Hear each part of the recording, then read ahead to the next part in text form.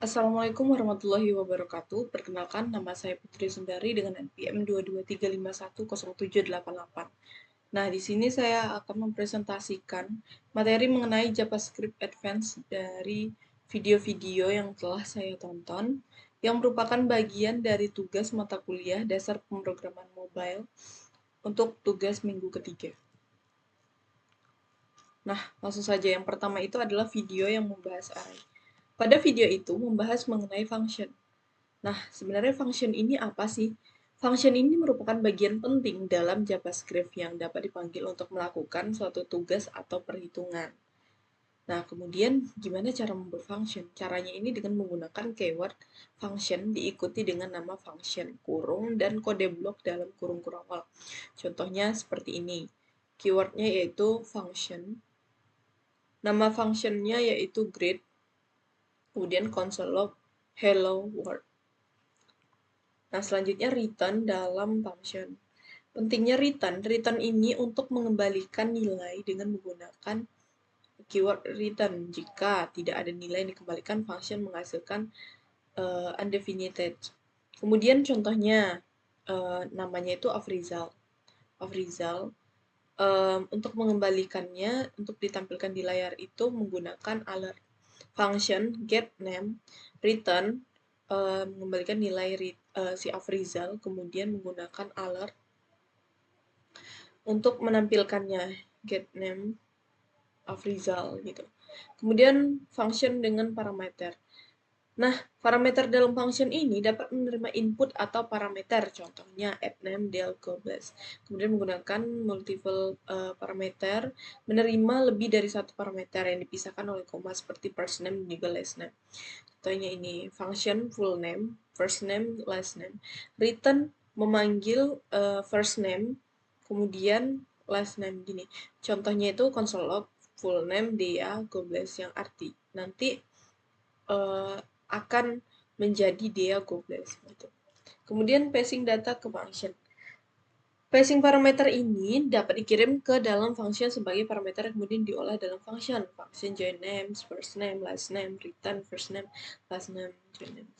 John Doe. Kemudian menggunakan argumen. Argumen dan function ini mendefinisikan parameter. Function bisa menangkap semua input dengan menggunakan parameter. Proses menggunakan dengan indeks, argumennya itu 0 untuk parameter pertama, argumen 1 untuk parameter kedua, dan seterusnya. Contohnya seperti ini, function show argumen, console log argumen 0, argumen 0, kemudian argumen 1, 0 ini untuk parameter pertama, 1 ini untuk parameter kedua. Kemudian jika ada angka sini 2, berarti itu untuk parameter ketiga. Ada angka lagi 3 untuk parameter keempat. Itu juga. Kemudian pada akhirnya show argumen hello world gitu. Nah, looping argumen. Looping melalui argumen ini untuk mengakses semua argumen yang ada. Kemudian dapat digunakan log for untuk mencetak atau manipulasi semua data yang dikirim ke function. Contohnya seperti function log argumen for let i sama dengan 0 i argumen length. Ini contohnya codingannya begitu. Kemudian membuat function sebagai variabel. Ini function ini ditampung dalam variabel. Contohnya const add name function name. Arrow function, penulisan arrow function yang lebih ringkas. Const add name hello name console log add name sama dengan namanya itu dia. Kemudian hoisting dalam function. Fungsi variabel dideklarasikan dengan variabel diakses sebelum dideklarasikan karena sifat hoisting. Hoisting the function ini dideklarasikan dengan function juga bisa diakses sebelum dideklarasikan, tetapi function dideklarasikan sebagai variabel tidak bisa. Console log my function akan berfungsi function return hello world. Console log add name tidak akan berfungsi cos add name function name return hello. Nah, kemudian video keduanya itu membahas mengenai function. Apa itu function? Function ini kode blok yang dirancang untuk melakukan tugas tertentu. Dalam JavaScript, function ini penting karena untuk mencegah kode menjadi bagian-bagian kecil yang dapat digunakan kembali atau pemanggilannya nanti. Cara membuatnya itu menggunakan keyword function diikuti dengan nama function tanda kurung kode blok yang berada di dalam kurung kurawal seperti ini. Contohnya ini. Function greet membuat function dengan nama greet tanpa parameter. Kemudian console log hello world console kode dalam blok kurung awal untuk menampilkan hello world ini, console log untuk menampilkan hello world ini. Kemudian return dalam function function biasa mengembalikan nilai menggunakan return. Jika tidak ada nilai dikembalikan, function menghasilkan deviate. Ditampilkan alert result nilai result dalam jendela alert. Kemudian function dalam parameter menerima input parameter contoh dan dia gobless first name last name. Jangan deh menggunakan argumen ini. Nah, pada video ketiga ini membahas looping di JavaScript. Looping ini proses pengulangan eksekusi blok kode berdasarkan kondisi tertentu. Ada beberapa jenis looping di JavaScript, contohnya seperti for, while, do while. Nah, contoh sederhananya itu seperti ini.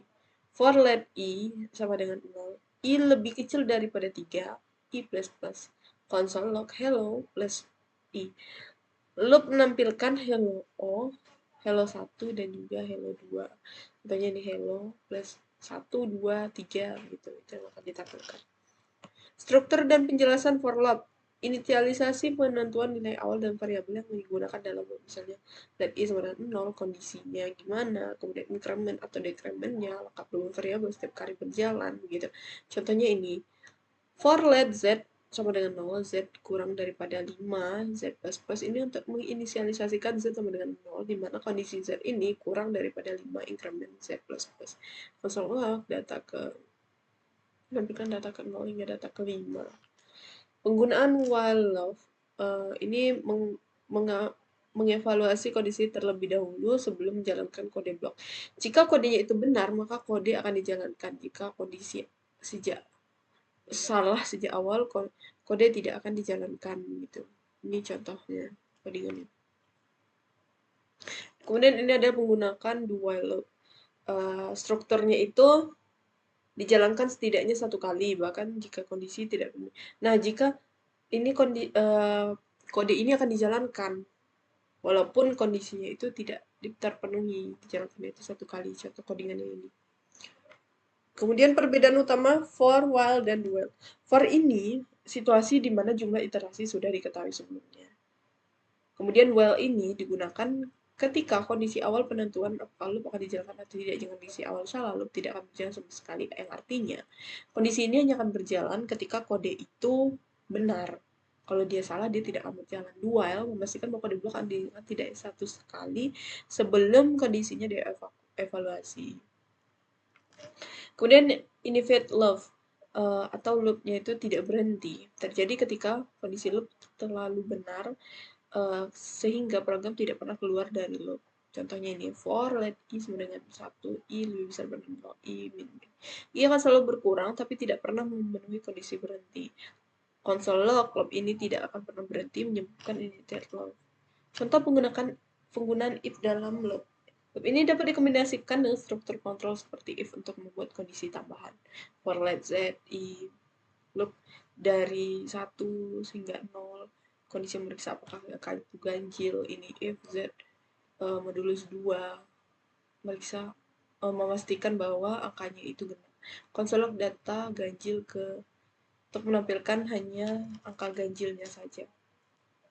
Nah, kesimpulannya, while ini memeriksa kondisi sebelum dieksekusi, sedangkan do while eksekusi dilakukan sekali sebelum kondisi diperiksa.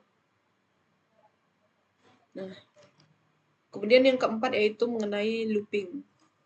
Looping pertama, for of loop. Ini fungsinya itu untuk mengambil nilai atau value dari array atau iterable lainnya tanpa peduli dengan indeksnya. Contoh codingan itu seperti ini. Let pacar saya, Agnes, Putri, Mario, Angela, Vexana. For let pacar of pacar saya, looping langsung ke setiap nilai dalam array console log pacar. Nah, jadi console log pacar, karena di sini menggunakan variabelnya pacar saya, maka yang akan muncul adalah Agnes, Putri, Maria, Angela, dan juga Vexana. For in love, ini artinya fungsinya untuk mengambil indeks dari array atau objek pacar saya, Agnes, Putri, Mario, Angela, Vexana. Ini untuk mengambil indeksnya itu, contohnya ini, Agnes ini indeks ke 0, ke 1, ke 2, ke 3, ke 4. Maka ketika diminta untuk menampilkan console log index, maka yang akan muncul atau outputnya itu 0, 1, 2, 3, 4. Bukan Agnes, Putri, Mario, Vexana karena yang dimintanya itu bukan variabelnya. Kemudian for each loop fungsinya untuk mengiterasi setiap elemen dalam array, mirip dengan for up tapi memberikan fleksibilitas tambahan dengan menerima dua argumen, nilai, elemen, dan indeks. Lalu pacar saya Agnes, Putri, Mario, Angela, Vexana. Ini mengakses baik nilai dan juga indeks. Berarti each for loop ini adalah untuk mengakses indeks dan juga variabelnya. Contohnya indeks dan juga pacar. Variabelnya tadi pacar, indeksnya itu 0, 1, 2, 3, 4. Berarti 0 Agnes, 1 Putri, 2 Mario, 3 Angela, 4 Vexana gitu nih. Seperti yang ini contohnya. Selanjutnya adalah map. Map ini berfungsi untuk membuat array baru dengan memproses setiap elemen dari array yang ada. Lihat pacar saya Agnes, Putri, Mario, Angela, Vexana. Pacar saya memodifikasi, membuat array baru begitu, menambahkan setiap nama. Nah, gitu. Kemudian perbandingan utama antara for of, for in, for each, dan juga map. For of ini mengakses langsung nilai elemen array tanpa mempedulikan indeks. Nah, for of ini dia menampilkan value dari setiap array itu, tapi dia tidak menampilkan indeks 0, 1, 2, 3, 4, tapi langsung ke apa yang terisi dalam array itu. Sedangkan for in ini dia terfokus kepada indeksnya, indeks pada setiap value-nya itu apa gitu. Indeks 0, 1, 2, 3, 4 gitu. Nah, sedangkan for each ini untuk mengakses atau menampilkan output di mana ada indeks dan juga value-nya, nilai dari elemen itu langsung 0, 0 Agnes, 0, 1 Putri, 2 Vexana gitu. Kemudian map ini sama dengan for each, tapi untuk mengembalikan nilai array baru dimodifikasi berdasarkan elemen array yang awal. Kemudian penggunaan dalam kasus nyata, for of ini untuk mengakses nilai dari array. For in ini perlu bekerja dengan indeks. For each ini mengakses elemen dari indeks sejak bersamaan, sedangkan map digunakan Anda perlu membuat array baru dari hasil modifikasi setiap elemen. Kemudian untuk menambahkan logika dalam loop ini adalah dengan cara menambahkan logika untuk menambah plus one pada indeks agar lebih mudah dibaca, dimulai dari 1 alih-alih 0. Nih, 1 Agnes, 2 Putri, dan seterusnya. Kemudian video yang kelima itu adalah membahas mengenai JavaScript asynchronous. Nah, sinkron dan asinkron. Sinkron ini eksekusi kode berjalan secara beruntun langkah demi langkah setiap proses, menunggu proses sebelumnya selesai gitu.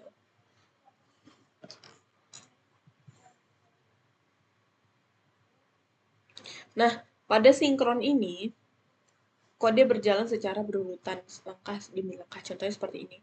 Ada 5 orang yang sedang mengantri untuk membeli makanan di suatu kedai atau toko gitu. Mereka tuh harus menyelesaikan orang pertama yang duluan datang, itu yang akan dieksekusi. Pesanan yang akan diproses. Setelah dia memesan, setelah makanannya itu sampai, barulah yang kedua ini masuk. Begitu pula yang selanjutnya. Yang artinya itu bertahap, selesai satu-satu dulu dari yang terawal. Sedangkan asinkron ini merupakan proses berjalan secara paralel. Beberapa tugas dapat berjalan bersama tanpa menunggu yang lain selesai. Artinya begini, jika 5 orang yang memesan ini, 3 orang yang memesan ini, misalnya orang pertama itu memesan 5 buah pesanan yang berat-berat nih. Yang kedua ini mesannya ringan, hanya makanan yang mudah untuk diproses.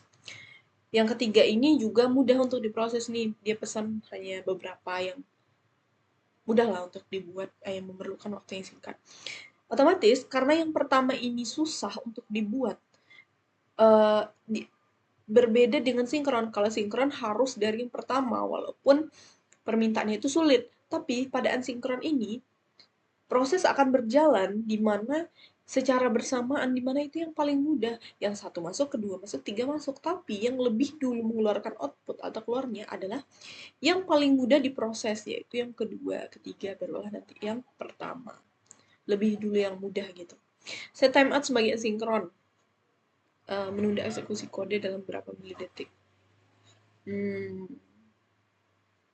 Dijalankan karena tidak terpengaruh oleh promise dengan menangani operasi sinkron dan memberikan nilai yang dihasilkan jika berhasil resolve atau pesan kesalahan jika gagal gini.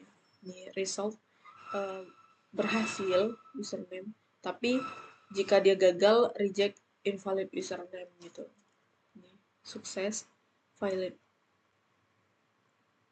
Callback ini fungsi mengirim argumen ke fungsi lain untuk dipanggil setelah operasi selesai. Callback sering digunakan untuk mengelola tugas-tugas asinkron. Nah, contoh studi kasusnya pada proses login itu pengambilan data user mirip dengan screen dunia nyata. ASIC atau await ini lebih sederhana yang program sehingga kode lebih mudah dibaca dan kelola. Lebih mudah dipahami daripada menggunakan content dan juga cache.